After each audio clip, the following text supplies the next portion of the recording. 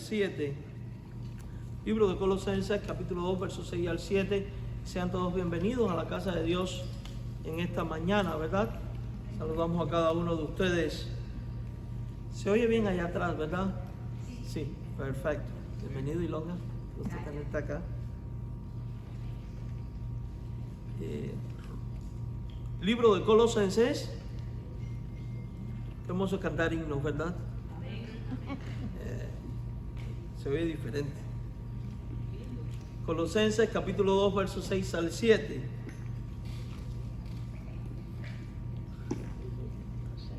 Dígame cuando lo tenga. Colosenses 2, versos 6 al 7.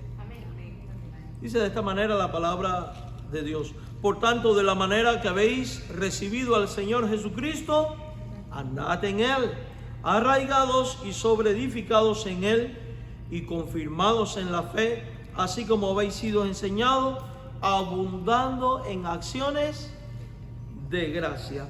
Abundando en acciones de gracia. Vamos a orar. Señor, gracias te damos por la bendición de poder estar en tu casa y poder, Señor, adorar, bendecir, exaltar tu nombre. Rogamos ahora el consejo y la sabiduría de tu Santo Espíritu y su iluminación para exponer tu consejo y poder, Señor, ser edificados por medio de tu palabra. En el nombre de Jesús rogamos tu bendición. Amén. Mis amados hermanos, hemos titulado este mensaje Abundemos. Y quiero que hoy no va a ser una predicación propiamente expositiva de un pasaje más extenso, sino que va a ser algo temático.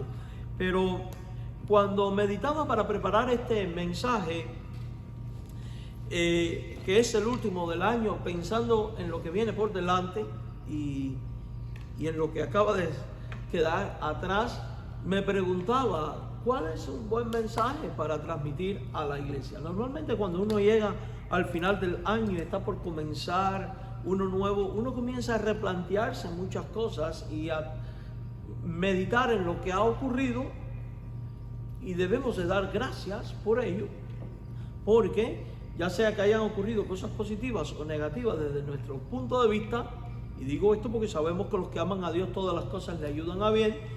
De igual manera, a imitación de Job el patriarca, podemos decir Jehová Dios, que todo sea el nombre de Jehová bendito, porque Dios no carece de propósito en todo lo que permite y hace en nuestra vida. Y al meditar en el año que se avecina, en tanto que Cristo viene, y decimos esto porque no sabemos ni el día ni la hora, me preguntaba, ¿cuáles son los retos? ¿Cuáles deben de ser buenos puntos a buscar y alcanzar? Y leyendo la Biblia encontré este versículo de la Biblia, y sobre todo me impactó la parte final cuando dice abundando en acciones de gracia, y vino a mi corazón el deseo de buscar todas las frases o algunas de ellas, no todas, que en el Nuevo Testamento se da como imperativo o mandamiento de abundar en, o buscar esto, aquello y lo otro. Y digo esto porque puede ser buenas metas que podemos trazarnos como individuos, como creyentes, como familia, como iglesia, para el próximo 2026. Y cuando leemos cuidadosamente este pasaje, podemos darnos cuenta que está enmarcado en el contexto de las preocupaciones que tiene el apóstol Pablo. Él se encuentra pasando por momentos muy difíciles. El verso número 1 del capítulo 2 dice que está sosteniendo grandes luchas, y que esas luchas que está sosteniendo es por causa de los creyentes, por causa de los que estaban en Colosas y en la Odisea, y también por causa de todos aquellos que en cualquier parte no han visto su rostro, pero que son discípulos suyos. Él está preso por causa de la buena nueva, y el deseo que tiene Pablo en el corazón es que los creyentes sean consolados. Si usted va al verso 2, dice que sean consolados sus corazones. El deseo de Pablo es que los creyentes sean unidos en amor, y que esta consolación y esta unión en amor sea hasta que todos juntos alcancen la riqueza del pleno entendimiento de la persona de Jesucristo, hasta que todos juntos como una familia en fe puedan alcanzar, puedan conocer el misterio de Dios el Padre y de Cristo. O sea, puedan crecer, puedan madurar, puedan llegar a un entendimiento más profundo de Jesús, de su voluntad, de sus planes, de sus propósitos. Y porque es en Cristo donde están escondidos todos los misterios y todos los tesoros del reino de Dios. Tesoros que Él quiere comunicar con nosotros, tesoros que Él quiere poner a nuestra merced, a nuestro servicio, a nuestra disposición, y que por ende debemos de buscar. Por eso es que dice en el verso 4, esto lo digo para que nadie os engañe con palabras persuasivas, para que nadie sea desviado de Cristo, de la persona de Cristo, del amor en Cristo, el crecimiento en Cristo, en esta búsqueda de alcanzar a Cristo y sus misterios. Y es entonces cuando Él declara que aunque Él está ausente en el cuerpo, espiritualmente sigue unido a ellos, porque como les aman, como los procura, no puede estar distante, y en su espíritu está con ellos. Y es entonces cuando viene la frase del verso 6, por tanto, o sea, siendo que estoy pasando gran tribulación por causa de ustedes, y que deben de abundar en el amor, en la familiaridad, en la búsqueda del misterio de Dios, dice, por tanto, de manera que habéis recibido al Señor Jesucristo, o sea, de la misma manera que aprendieron las verdades del Evangelio, procuren andar en estas verdades como arraigados, o sea, fuertemente enraizados sobre esta buena tierra que es Jesucristo, y en la cual la verdadera semilla que da verdadero fruto ha germinado y ha sido labrada por el Padre para dar más fruto, arraigados en Él, dice la Biblia, en Jesucristo, y se dice andad en Él. Y es entonces cuando dice confirmados en la fe, como habéis sido enseñados, y ahora dice abundad en acciones de gracia. El cristiano debe de ser y debe de abundar en agradecimiento para con Dios Padre. Teniendo en cuenta el contexto, es porque en medio de las tribulaciones el Padre nos cuida, nos consuela, nos anima, nos suple, porque en medio de nuestro andar como cristiano el Señor nos da la capacidad para poder amar, nos da la sabiduría para poder alcanzar a Cristo, nos da la fuerza para enraizarnos en Cristo. Y aunque, como dice la parábola de los dos cimientos, aunque crece el río, da con ímpetu, al final la casa que está edificada sobre la roca, el Señor la guarda, porque el Señor guarda a los que son suyos, y estos son motivos de acciones de gracia. Y también hay que dar acciones de gracias aún por ese río y por ese viento que golpea nuestra casa, porque de alguna manera en su obra permisiva Dios los utiliza para darnos lecciones, para guiarnos, para edificarnos, para consolidarnos, en fin, para cosechar un sinnúmero de bendiciones que en el momento del sufrimiento puede que no veamos, pero que a posteriori resulta ser toda una bendición. Además, debemos de dar gracias porque Dios ha puesto al Espíritu Santo en nosotros. ¿Y por qué digo que dar gracias, abundar en acción de gracias por el Espíritu Santo, si es que aquí no se ha aumentado el Espíritu Santo? Bueno, no se ha aumentado el Espíritu Santo, pero sí se habla de que el Señor nos ha enraizado, que debemos de buscar al Señor, caminar en el Señor, andar en el Señor. Y nosotros sabemos que esto no es posible sin la asistencia y la presencia y llenura y unción del Espíritu Santo de Dios. ¿Por qué? Porque el Espíritu Santo es el que revela los misterios de Dios. Esos misterios de los que habla el contexto. El Espíritu Santo, dice Jesús, que es el que nos recuerda todas las cosas. El profeta en el Antiguo Testamento había anunciado, y luego Pedro lo confirma tras el advenimiento del Espíritu Santo, de que Él sería nuestro maestro y el que nos guía a toda la verdad. Además de ello, el Espíritu Santo es el que produce los frutos. Quiere decir que Él trabaja en nuestra alma, en nuestra mente, en nuestro corazón, y por tanto Él va a hacer que tu vida y mi vida como creyente, tu vida y mi vida como familia, como iglesia o en el ámbito que sea fecunda. Entonces, definitivamente debemos de abundar en acciones de gracia por lo que Dios ha hecho en nuestra vida por medio de Cristo, por lo que Dios ha hecho en nuestra vida por medio de la palabra, por lo que Dios ha hecho en nuestra vida por medio de la iglesia, por lo que Dios ha hecho en nuestra vida por medio de los hermanos, por lo que Dios ha hecho en nuestra vida por medio de su Santo Espíritu, por lo que Dios ha hecho en nuestra vida por medio de la palabra de Dios. que es esa que es útil para enseñar, redarguir, corregir, instruir en justicia. En fin, el creyente tiene que ser en todo tiempo alguien agradecido. Debe de abundar continuamente en acciones de gracia. Ahora, podríamos preguntarnos también, ¿de qué manera oraban los apóstoles dando gracias? Cuando vamos a las epístolas, generalmente en los primeros versículos de cada una de ellas, Pablo siempre introduce diciendo: doy gracias a Dios por vuestra fe, doy gracias a Dios por que por medio de ustedes el evangelio es divulgado, doy gracias a Dios por sus obras, doy gracias a Dios por su amor. En fin, tenemos muchas razones y motivos por los cuales dar gracias. Muchas veces en la vida cometemos el error de enfocarnos más en las cosas negativas y en realidad cuando sopesamos las cosas nos damos cuenta que han sido más las bendiciones que Dios ha traído a nuestra vida al final y por las cuales debemos de dar gracias que aquellas que han sido, vamos a decir, lamentables y tristes. Definitivamente el cristiano tiene que abundar en acciones de gracia, en todo momento, en toda circunstancia y por todo motivo. Quiero invitarles ahora a Romanos capítulo 15, la epístola del apóstol San Pablo a los romanos.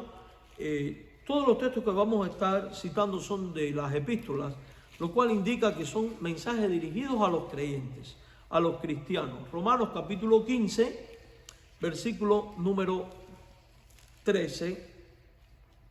Romanos capítulo 15, versículo número 13. Y aquí está el segundo, abundar. Ya vimos que el primero es abundar en ¿qué? En acciones de gracias. Vamos a ver ahora el segundo, abundar. Y dice el versículo: y el Dios de esperanza os llene de todo ¿qué?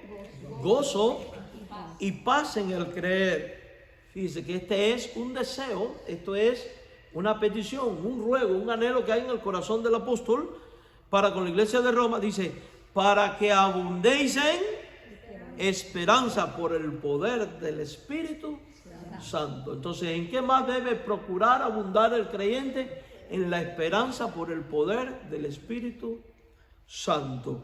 Ahora, para poder comprender este pasaje, evidentemente debemos de considerar el contexto. Pablo viene hablando desde el capítulo 15, verso 1, de seguir en todas las cosas el ejemplo de Jesucristo. Por eso en el 1 él dice: así que los que somos fuertes debemos soportar las flaquezas de los más débiles, apuntando al estilo de convivencia que debe de existir dentro de la iglesia del Señor Jesucristo. Además de ello, había indicado que el creyente no debe vivir para agradarse a sí mismo, sino para agradar a Dios y también para agradar a otros. Y lo sabemos porque en el verso 2 dice: agrade a su prójimo, ¿en qué? En lo que es bueno, no en lo que es malo. ¿Y por qué agradar al prójimo?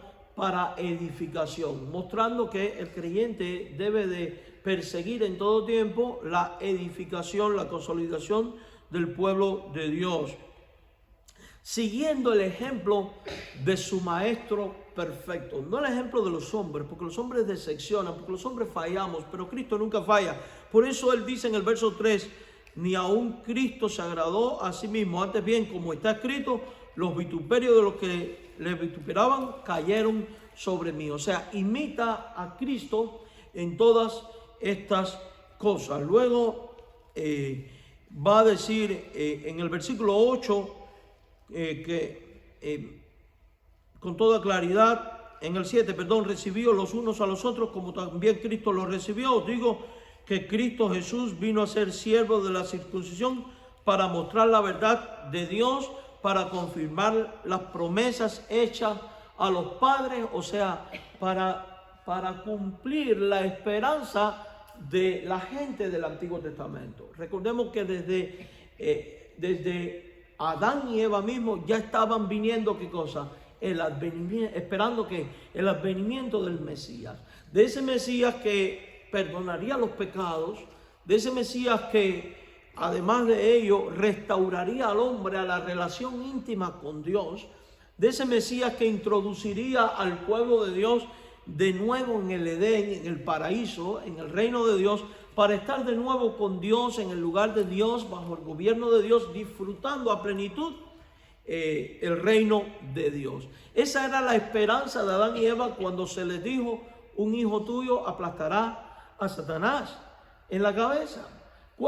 Jesús era también la esperanza de Abraham cuando Dios le dijo: en tu simiente serán benditas todas las familias de la tierra. Y Abraham anhelaba en esperanza el advenimiento del prometido de Dios que reconciliaría a las familias de la tierra con Dios. Él tenía esta esperanza. La esperanza también la tenemos en el pacto de Dios con el rey David, cuando él le dice: un descendiente tuyo se sentará en tu trono y su reino será por siempre y reinarás por toda la eternidad, y apuntando al reino de Dios.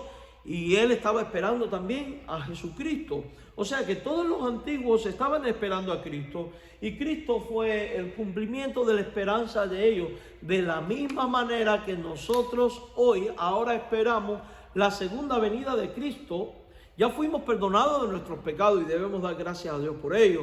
Ya fuimos lavados por la sangre de Cristo y debemos de dar gracias a Dios por ello. Estamos siendo transformados a la imagen de Cristo y debemos de dar gracias a Dios por ello. Estamos ahora siendo conducidos en nuestro propio éxodo, en nuestro propio peregrinar rumbo a la patria celestial. ¿Y cuál es la esperanza tuya y mía? La esperanza tuya y mía es el regreso ¿de quién? De Cristo. ¿Para qué? Para estar libre de una vez y para siempre de todo lo que trajo como consecuencia el pecado y de la presencia del pecado y todos sus males, enfermedad y toda clase de malicia que existe en el mundo, ser librado de ello y ser introducidos en la patria celestial para comer del árbol de la vida y por todos los siglos de los siglos morar junto a Dios en una condición de vida que nunca hemos experimentado, que para nosotros no deja de ser una esperanza y un anhelo, un misterio, porque en realidad, ¿quién de nosotros puede decir: he vivido, yo nunca he vivido en un mundo donde he visto pecado? Nadie, ¿verdad? Todo el tiempo estamos expuestos a esto y a sufrimiento y a todo lo que el pecado trajo. O sea que la mente humana no alcanza a comprender la plenitud de la esperanza que tenemos, y es esa esperanza la que nos da fuerza para seguir adelante. Es esa esperanza la que nos va a dar consuelo en medio de las tribulaciones. Es esa esperanza la que nos va a permitir a ser fuertes para otros. Es esa esperanza la que nos va a permitir acogernos al servicio de otro, a la ayuda de otro y ser de ayuda, ser de bendición. Es esa esperanza la que nos levanta en medio de los momentos tumultuosos para poner los pies sobre la peña gracias a Jesucristo y seguir adelante. Por eso es que Pablo dice: el Dios de esperanza os llene de todo gozo, porque cuando usted quita la mira de lo terrenal, del pecado y de todo lo que esto ha traído como consecuencia y la pone en la celestial y en la esperanza futura y lo que habrá en el cielo, es imposible no terminar lleno de gozo. Es imposible. Es imposible que el gozo no haga pasar la página, pasar por alto el momento difícil del presente. Porque es ahí donde uno se fortalece y uno dice: es cierto, estoy pasando por esto, aquello y lo otro, en este presente, en este momento, pero lo que me espera es excelente. Al lugar donde voy, allí esto no será más, como dice la Biblia. No habrá llanto, no habrá tristeza, no habrá dolor. Entonces, la esperanza futura produce en el presente gozo. De hecho, no hay mayor consolación para un cristiano que ha perdido, por ejemplo, a un ser querido que es cristiano también, que la esperanza del cielo. Porque cuando uno pierde un ser querido que sabe que es cristiano, y uno sabe que va a ¿dónde? A la presencia del Señor, y uno termina gozoso, no por la separación temporal, porque el dolor por la muerte, por ejemplo, es algo natural, aún Jesús lloró, sino gozoso y descansado en el término cristiano de saber de que la persona reposa en Dios y que en Dios los creyentes tenemos la esperanza del reencuentro nuevamente en la presencia de Dios. Entonces, la alegría, el gozo del Señor se hace realidad, pero también se hace realidad la paz. Gozo y paz, que es en el creer. ¿En el creer en qué? En lo que viene por delante. Porque uno puede estar tranquilo. Bueno, ¿estoy pasando por momentos difíciles? Sí. ¿Estoy pasando por carencias? Sí. ¿Estoy pasando por enfermedad? Sí. ¿Estoy pasando por situaciones críticas? También. Pero en medio de ello voy a poder tener paz porque sé que mi Dios está en control y porque sé que mi Dios ha dicho que ni lo alto, ni lo profundo, ni lo presente, ni lo porvenir, ni ninguna otra cosa creada nos podrá separar del amor de Dios que es en Cristo Jesús. Entonces Cristo ahí se vuelve nuestra esperanza y el reino de Cristo también. Y esa esperanza hace que uno esté tranquilo, que uno esté descansado, que uno esté confiado en lo que Dios es y en lo que Dios va a hacer. Por eso dice en el creer. Y razón por la cual el creyente debe de abundar, no solo en acciones de gracia, sino también en esperanza, en la esperanza de Cristo. Solo al hacer esto podemos entonces abundar en ello. Ahora fíjense que esta abundancia en la esperanza no es, dice la Biblia, que es por el poder del Espíritu. O sea, no es por tu poder, ni el mío, ni de ninguna otra entidad fuera del Espíritu Santo. ¿Por qué? Porque el Espíritu Santo tiene un nombre muy peculiar en la Biblia, el Paracletos, el Consolador. Porque el Espíritu Santo es esa persona de la Trinidad que algunos teólogos denominan el miembro tímido, porque es la persona que se encarga de en todo momento hacer que tú puedas contemplar a Cristo en todo su esplendor y gloria, aún en el momento más tumultuoso o en el momento más alegre. Porque es el Espíritu Santo el que se encarga de aplicar la esperanza y la confianza y la fe en las promesas divinas para producir en ti el gozo y la paz, que dicho sea de paso son uno de sus frutos.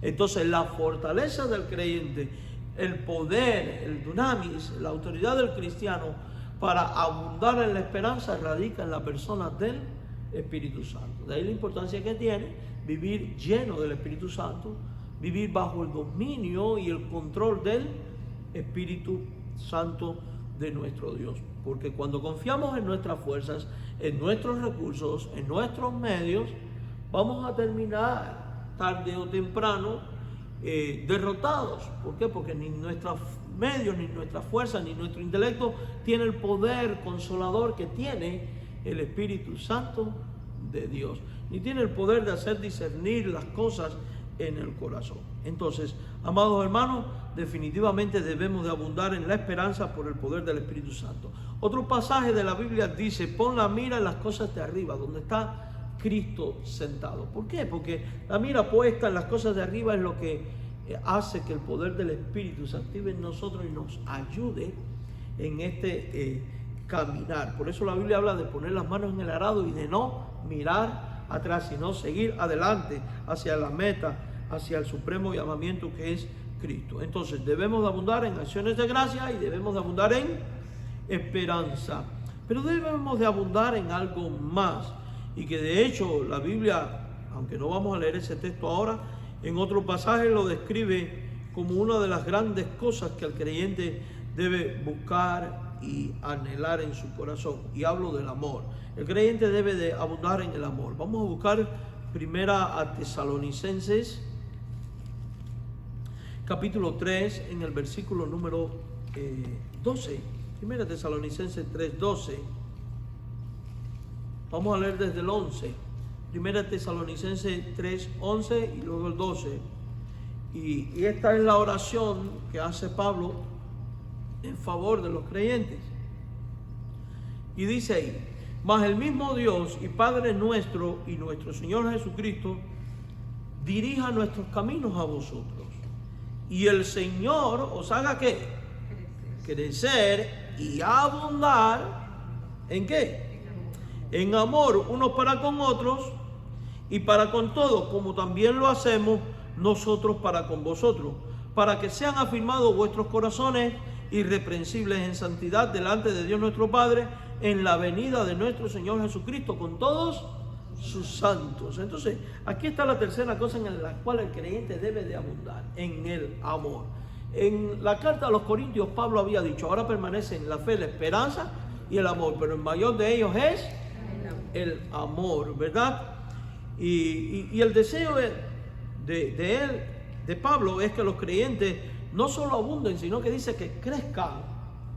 O sea, que la capacidad de amar es algo que se va desarrollando progresivamente, porque si habla de crecimiento es porque es progresivo. Cada uno de nosotros necesita crecer en la práctica del amor y necesita aprender a amar, porque lo cierto es que a veces damos por sentado que sabemos amar cuando en realidad no siempre está ocurriendo, y nos pasa absolutamente a todos. Hay personas más difíciles que amar que otras, hay personas más fáciles que amar que otras. Ahora, ¿por qué es importante crecer y abundar en el amor? Bueno, la Biblia da un sinnúmero de razones en otros pasajes.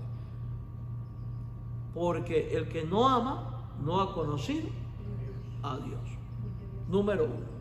Porque es imposible ser cristiano y no amar. Entonces, amar es parte de la naturaleza del cristiano. Así como Dios es amor, el cristiano tiene que crecer y abundar en este fruto del Espíritu en su alma y en su corazón. ¿Por qué es necesario amar? Porque el amor, dice la Biblia, cubre multitud de faltas, y todos nosotros somos pecadores, todos nosotros cometemos errores en la vida, y a menos que todos nosotros como individuos, como matrimonio, como iglesia, no tengamos y crezcamos y abundemos en amor, probablemente no vamos a poder abundar ni crecer en las relaciones fraternales e interpersonales como familia cristiana. Porque si el amor es lo que cubre multitud de faltas, entonces a medida que más crece la iglesia en amor, mayor victoria hay sobre las faltas y los pecados, y por tanto mayor edificación para el cuerpo de Cristo y para la iglesia y para la familia. Porque hoy en día tantos matrimonios terminan en divorcio por una simple razón: porque hay de todo menos amor. Porque cuando hay amor, puede que usted tenga su desacuerdo con su cónyuge, puede que usted tenga su criterio distinto, puede que se enoje, puede que lo quiera incluso colgar,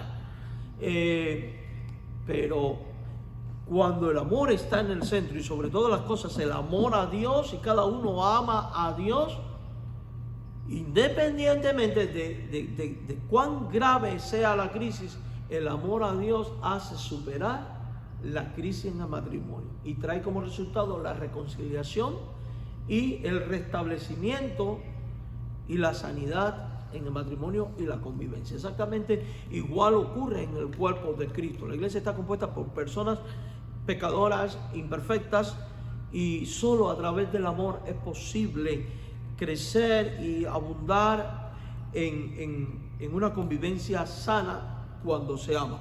Por eso es que Pablo dice, abunden en amor unos para con otros. O sea que no es cuestión de unos, no son unos pocos los que en la iglesia tienen que amar, todos tienen que amar. No puede ser discriminatorio, es para todos. Dice unos para con otros y para con todos. Y Pablo dice, se pone por ejemplo, de la manera en que yo lo amo a ustedes. Hay otro pasaje donde él dice, aunque amando mucho sea amado menos. Ahora, el pasaje estrella para hablar del amor fraternal, del amor cristiano, está en 1 Corintios 13. Recuerden, la iglesia de Corintios es una iglesia muy carnal, dividida en distintas facciones. Algunos seguían a Pablo, otros a Apolo, otros al otro. Muy madura, una iglesia que aunque tenía muchos dones espirituales, tenía problemas morales, tenían problemas en el liderazgo, tenían problemas con el ejercicio de las prácticas de los dones espirituales. Créanme que nosotros somos un bebé de teta al lado de esta iglesia, con todos los problemas que tenía. Y en todo ese contexto llegamos al capítulo 12, donde al parecer, cuando usted lee el capítulo 12, 13 y 14, los que hablaban en lenguas le estaban diciendo a todo el mundo, nosotros somos mejores que los profetas, nuestro don es más importante que el tuyo. Y esto había traído fracciones, discordia entre ellos. Y es en ese contexto donde ahora Pablo va a hablar del amor y dice, si yo hablo todas las lenguas humanas, si hablara como los ángeles, pero yo no amo, Dice, soy como una campana, como un metal que resuena o un címbalo que retiñe, que marca una diferencia. Porque, por ejemplo, en el piano, si yo le toco a usted la nota de do, usted puede identificarla. Es do, re, mi, fa, sol, la, si. Y tiene una distinción. Pero si yo toco aquí esto y yo le digo, ¿en qué nota está esto? Usted no va a saber decir. Yo le puedo decir lo mismo que la, que si, que fa, que sol. Y aquí Pablo también está probablemente haciendo alusión a las trompetas de los combates, que según el toque, y esto se sigue usando ahí en el ejército, la persona sabe si ir a comer, si dormir, si descansar, si batallar, si retirarse. Entonces lo que está diciendo, si yo puedo hablar maravillas, si no tengo amor, mi vida entonces no tiene distinción ninguna. Vengo a ser como un metal que resuena. Soy como lo es la gente de la calle, ¿verdad? Si tuviese profecía, o sea, la capacidad de hablar directamente de parte de Dios, si entendiese todos los misterios, o sea, si fuera un teólogo magnífico y toda ciencia, y si tuviese una fe gigantesca de tal manera que trasladase los montes, pero no tengo amor, nada soy. Y preste atención, la gente puede tener esto y no tener amor, Nada es. En otras palabras, ¿por qué abundar en amor? Porque sin amor uno no es nada. Porque sin amor la iglesia no es nada. Entonces hay que crecer en esto. Debemos aprender a amar. Debemos crecer en la capacidad de amar. Debemos entrar en este proceso todos nosotros. La Biblia dice que si aún tú eres capaz de repartir todos los bienes para dar de comer a los pobres y aún dieras tu vida para ser quemado, pero no amas, dice que eso no tiene ningún provecho, no sirve absolutamente de nada. Entonces el amor es algo esencial en el creyente, es algo esencial en la iglesia de Cristo. Hay otro texto en 1 Juan que dice, el que no ama a su hermano, a quien ha visto, no puede amar a Dios, a quien nunca ha visto. Y es entonces cuando empieza a dar toda una serie de descripciones en el verso 4 y dice, el amor es sufrido, porque por amor se sufre. El amor es benigno, o sea, siempre va a generar cosas buenas. El amor no es envidioso, en lo absoluto, no envidia lo que tiene el otro. Entonces, está de más que los creyentes de Corinto estuvieran diciendo, yo soy mejor que tú porque hablo en lengua, tú eres mejor que yo, porque yo tengo este don y tú no. Eso está fuera del lugar en la iglesia de Cristo. El amor no es jactancioso. O sea, no se jacta de grandes cosas, porque al final uno es lo que es por la gracia de Dios y por don de Dios. Porque si tú no tuvieras la manifestación de la gracia de Dios en tu vida, usted en su vida no iba a lograr absolutamente nada. El amor no se envanece, no es indecoroso. El amor no busca lo suyo, o sea, no es egoísta. No se irrita, no guarda rencor, no se goza de la injusticia, se goza de lo que es verdadero. Y el amor todo lo sufre, todo lo cree, todo lo espera, todo lo soporta. Todo esto resume, el amor cubre multitud de faltas, de pecados. Y cuando se busca el amor y se crece en el amor, al cubrirse la multitud de pecados, entonces la sana convivencia se hace realidad. Entonces la capacidad de sobrellevar la carga el uno del otro se hace realidad. La capacidad de despojarnos de rencores, de amarguras, porque me hicieron o no me hicieron, me dijo o no me dijo, se hace realidad. Se hace realidad. El amor tiene esta capacidad. Y la máxima expresión de amor, ¿quién es? Jesucristo mismo. De tal manera amó Dios al mundo, Dios mismo, que dio a su Hijo, amor sacrificial. Entonces el amor implica también sacrificarte por el otro. Tener la capacidad de pasar por alto la ofensa, de correr la última milla. No estoy hablando de justificar ni consentir, porque donde hay ofensa debe de haber reconciliación, y la reconciliación solo es posible cuando hay arrepentimiento y un deseo de superar crisis, y hacerlo en amor verdadero, no en formalismos. Entonces, definitivamente, hay que abundar en acción de gracias, hay que abundar en esperanza, hay que abundar también en ¿qué? En amor y crecer en amor. Vamos ahora a la cuarta cosa en la cual debemos de abundar. 2 Corintios 9:8. 2 Corintios, capítulo 9, versículo 8. 2 Corintios 9:8.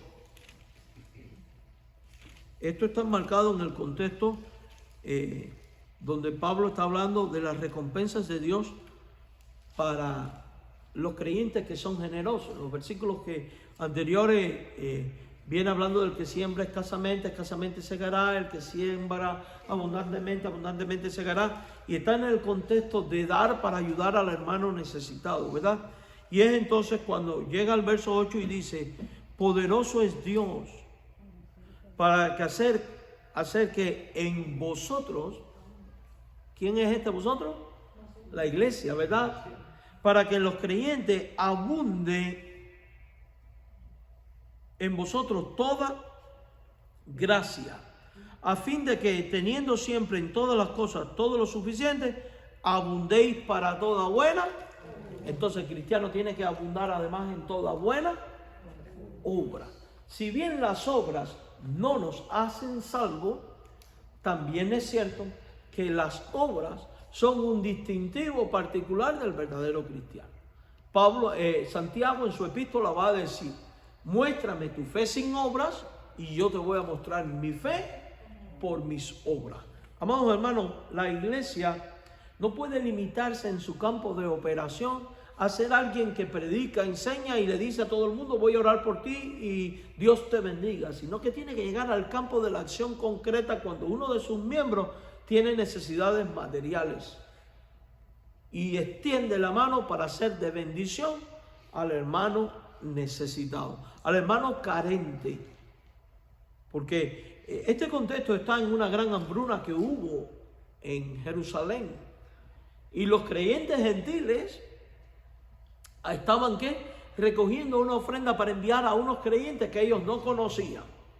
Y ahora Pablo les está diciendo, si ustedes abundan en ayudar a los necesitados, Dios será generoso y abundante también con ustedes. Hay otro pasaje que dice, de gracia recibiste, dad de gracia. Entonces el cristiano, sea que tenga mucho, tenga poco, no debe limitarse a la hora de extender la mano para ser abundante al bendecir a otra persona, sea esta creyente o no.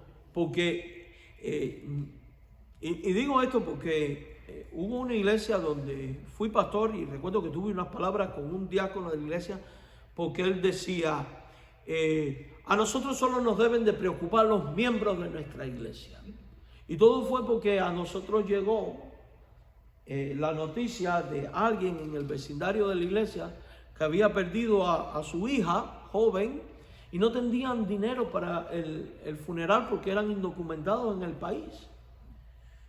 Y cuando yo supe esto, yo reuní a la iglesia, a los líderes, les dije, nosotros no tenemos mucho dinero, pero al menos yo creo que podemos dar unos $1,000 o $2,000 para él.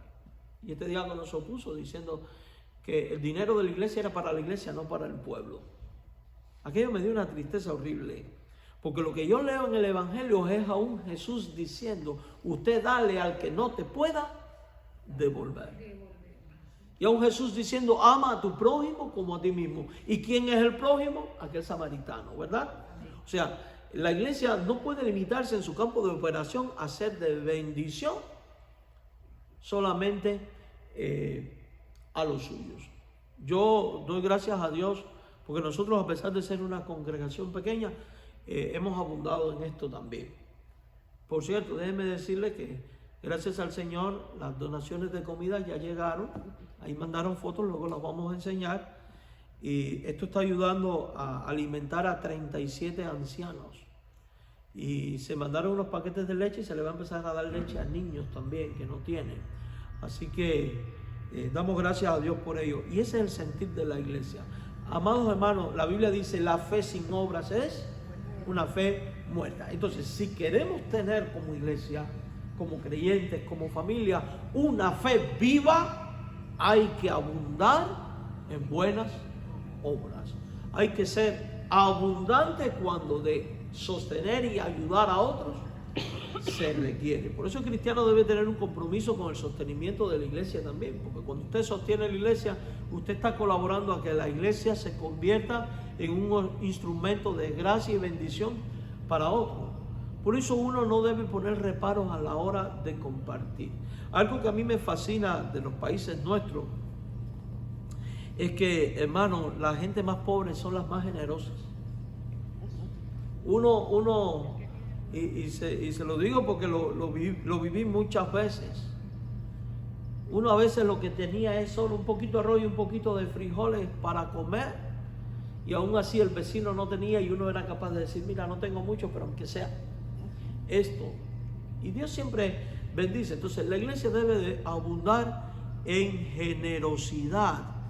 Y aclaro, cuando hablamos de esta generosidad, no estamos hablando de diezmos y ofrendas para esto, aquello y lo otro. No. Estamos hablando de acciones concretas en favor del prójimo, en favor de la persona necesitada, de la persona que está carente, ¿verdad?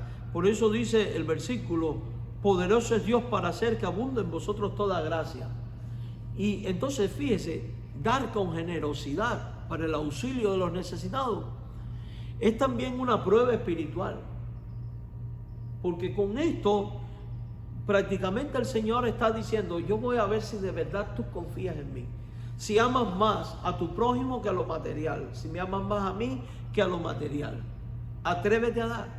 Hermano, tenemos una promesa y Dios no es mentiroso, y Él dice que Él hace abundar, hace que abunde en vosotros toda gracia, todo el favor inmerecido de Dios.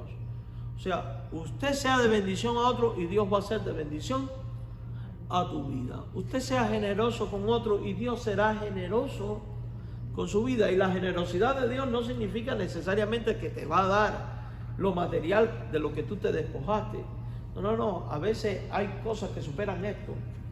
La satisfacción de haber amado, la satisfacción de haber ayudado, la alegría de ver a un hambriento comer, la alegría de celebrar que alguien recibió un medicamento que hasta entonces estaba carente y se pudo salvar. Hay muchas formas en que Dios hace abundar su favor para con nosotros cuando uno muestra generosidad. Entonces hay que abundar en acciones de gracia, en esperanza, en amor, y también hay que abundar en generosidad, en buena obra. Dice, teniendo siempre en todas las cosas todo lo suficiente. O sea, usted sea generoso y Dios se encargará de que tú tengas lo suficiente para vivir. El otro día uno de los niños estaba con que yo no quiero comer esto, ni aquello, ni lo otro. Le digo, tú no sabes lo que estás diciendo. ¿Tú sabes cuántos niños quisieran estar comiendo esto que tú estás comiendo?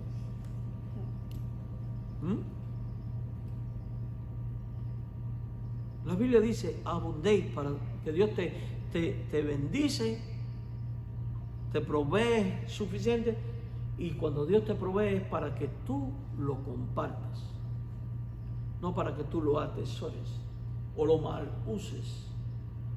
A veces es lamentable que los cristianos no tienen reparos en pagarse un par de zapatos de $300, y a la hora de ayudar para sostener un misionero o un ministerio de ayudar a alguien, ahí soltamos nada más que 3 pesos.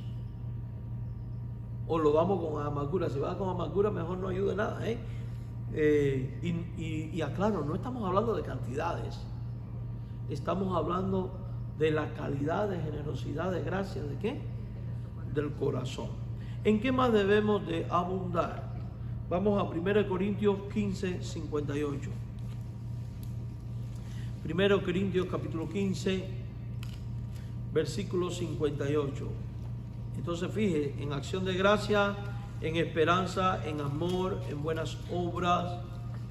Y ahora el verso 58.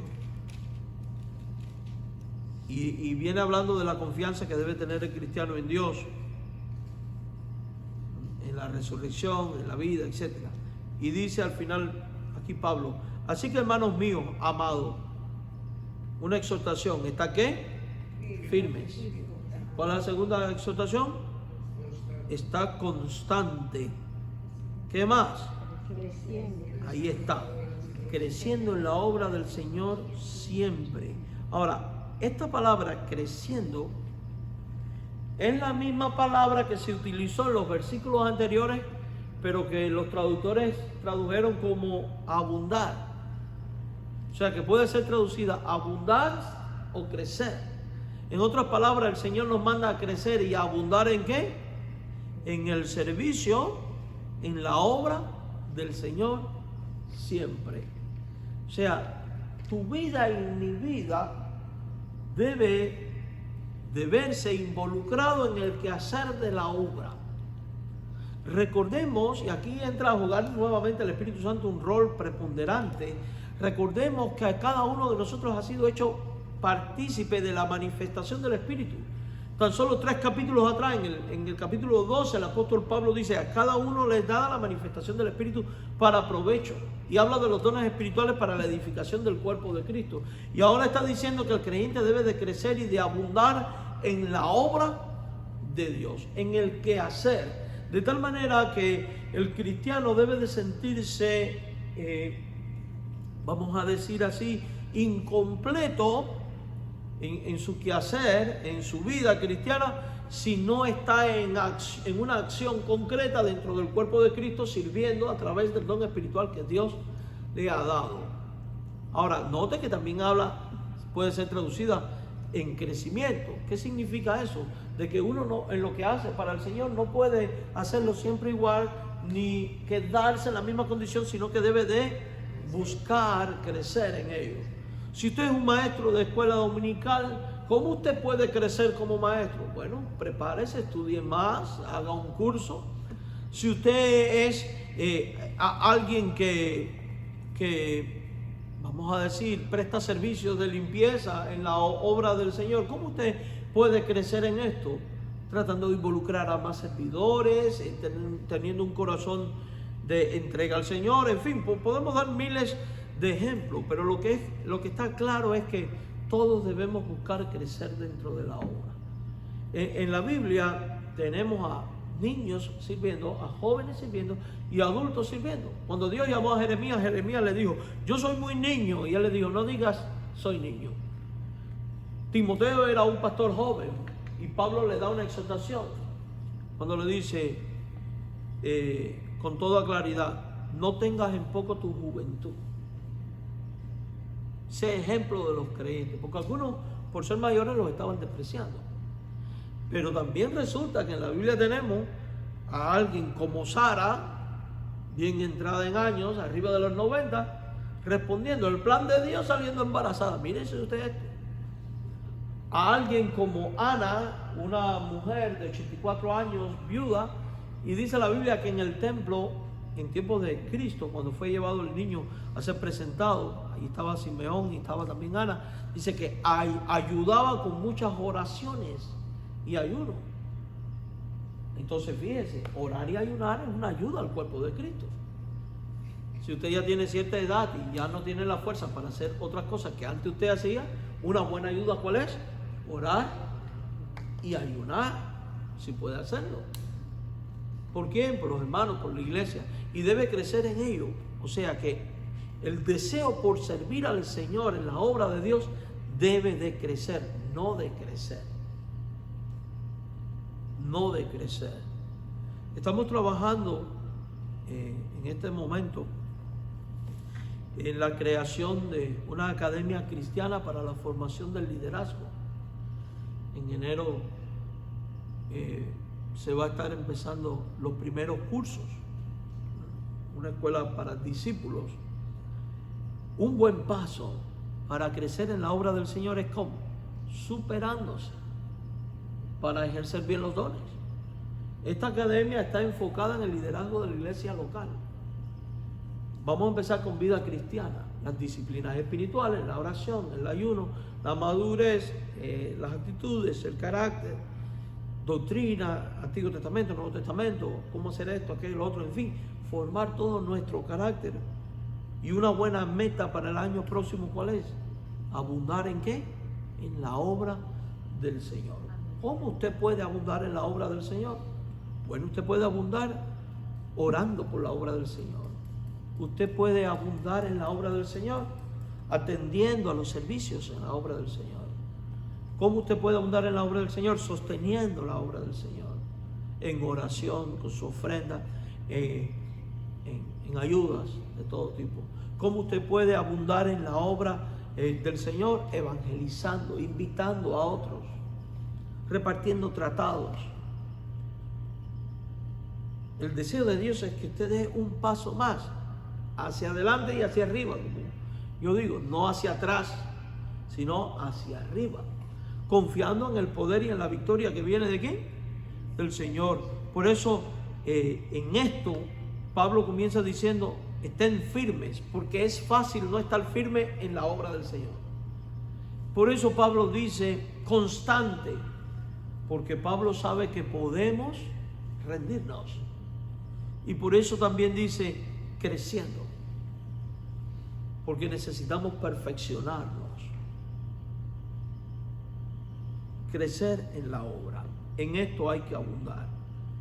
Y en último lugar, y ya concluyo, hemos visto que hay que abundar en ¿qué? Acciones de gracia, en esperanza, en amor, en buena obra, en buenas obras, en la obra del Señor. Y hay que abundar también en un deseo profundo por la gloria de Dios. Dice la Biblia, ya sea, no puse el versículo bíblico, que comamos o que bebamos, háganlo todo para la gloria de Dios. Entonces debemos de abundar en la gloria de Dios. Así que, mis amados hermanos en el Señor, que este próximo 2026 sea un año en el cual cada uno de nosotros pueda abundar en estas cosas. Y considero que son metas muy buenas para la vida espiritual, para la vida eclesial. Amén. Así que vamos a orar. Padre, gracias por la bendición de ser edificados por tu palabra. Te damos alabanzas a ti, bendito Padre, implorándote que tú nos ayudes a abundar en acciones de gracia, en esperanza, en amor, en buenas obras y en el servicio dentro de la obra del Señor. Ayúdanos a vivir para la alabanza de la gloria tuya de ti, Señor, por el amor de Jesús el Cristo. Amén. Bueno, hermano.